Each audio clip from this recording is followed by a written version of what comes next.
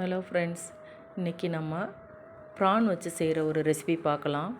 ப்ரானில் நிறைய varieties of recipe நம்ம பண்ண முடியும். அதில் இன்றைக்கி நம்ம ப்ரான் ஃப்ரைட் ரைஸ் எப்படி பண்ணுறதுன்னு பார்க்கலாம். ஒரு கடாயில் எண்ணெய் விட்டு 2 எக்கு உடச்சி ஊற்றிக்கணும். கொஞ்சமாக சால்ட்டு, கொஞ்சம் பெப்பர் தூள் போட்டு ஸ்க்ரம்பிள்டு எக் மாதிரி பண்ணி எடுத்துக்கணும்.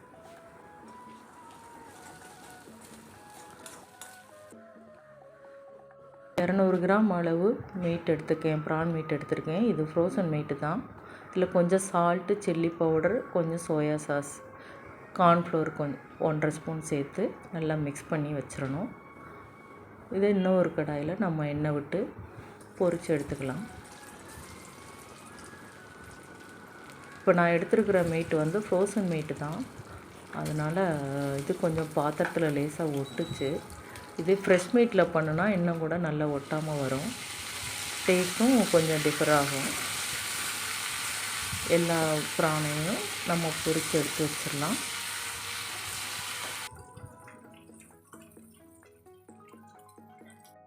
ஒரு பெரிய வெங்காயம், பெரிய சைஸ் வெங்காயம், ஒரு கேரட்டு, ஒரு 6-7 பீன்ஸ் கட் பண்ணி வச்சுருக்கேன்.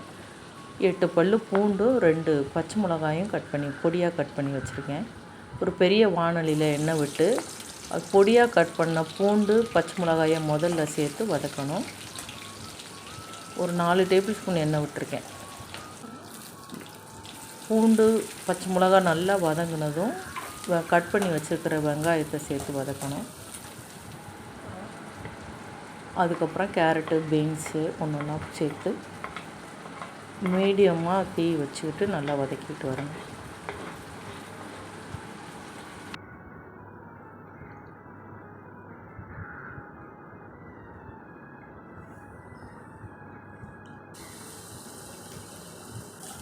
இது கொஞ்சம் உப்பு சேர்த்துக்கணும், காய்க்கு தேவையான உப்பு.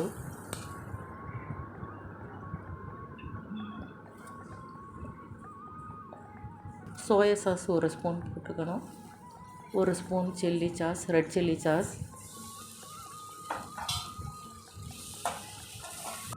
நம்ம ஆல்ரெடி வறுத்து வச்சுருக்கிற ப்ரானு, ஸ்க்ரம்பிள்டு எக் எல்லாத்தையும் இதில் சேர்த்துக்கலாம். எல்லாம் ஒன்றா கலந்து நல்லா கிளறி விடணும்.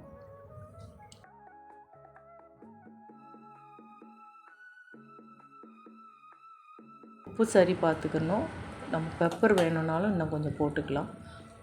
ஒரு 1/4 கிலோ பாசுமதி ரைஸ் ஊற வச்ச அரிசி வேக வச்சு உதிரியாக ஆற வச்சுருக்கேன். உதிரியாக வடித்து ஆற வச்சுருக்கேன். அது கொஞ்சம் கொஞ்சமாக சேர்த்துக்கலாம்.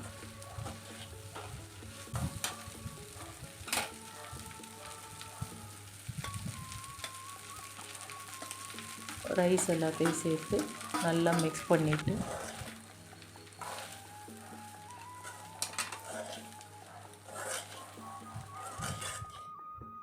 நல்லா எல்லாம் ஒன்றா கலந்து வர்ற மாதிரி மிக்ஸ் பண்ணிவிட்டு உப்பு சரி பார்த்து சேர்த்துக்கணும்.